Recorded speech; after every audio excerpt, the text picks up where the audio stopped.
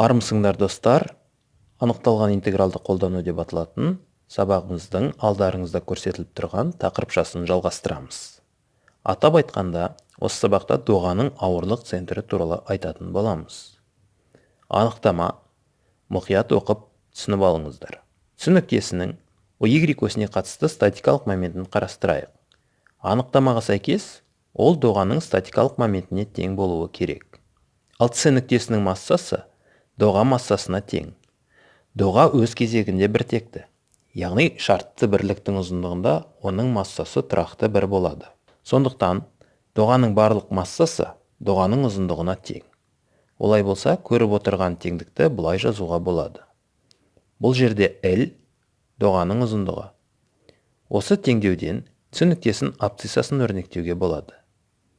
Алдыңғы сабақтардан осы қатынастың алымын және бөлімін бұлай жазуға болатынын білеміз.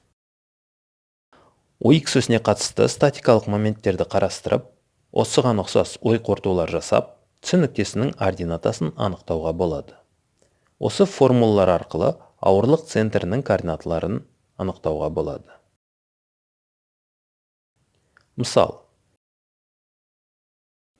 түсініктесінің ауырлық центрінің координаталары мына формуламен есептеледі.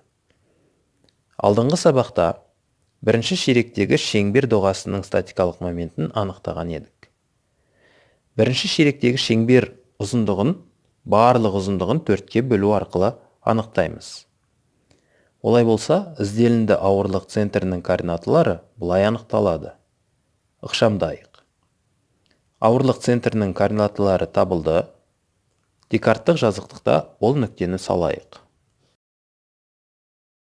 Осы түсініктесі доғамен көзге көрінбейтін жіптер арқылы немесе тіреушілермен бекітілген деп ойлайық. Басқа сөзбен айтқанда, доғаны қалай қозғайтын болсақ та, доғаның нүктелеріне қатысты осы ауырлық центрі бастапқы қалпын сақтайды деп ойлаймыз.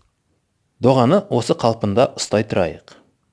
Доғаның бойында бір нүктені таңдап, оны сол нүктеде тиреуішпен тирейік. Мынада ескерту. Доға қызыл нүктенің айналасында еркін айналады. Осы тиреуішке жіп арқылы қандай да бір жүкті ілейік. Енді доғаны қоя берсек, ол тепе-теңдік қалпына келгенде ауырлық центрі керіліп тұрған жіптің бойында тоқтайды. Қызыл нүктені басқа жерден таңдасақ, бәрібір аталған жағдай орын алады. Ауырлық центрінің осындай қасиеті бар.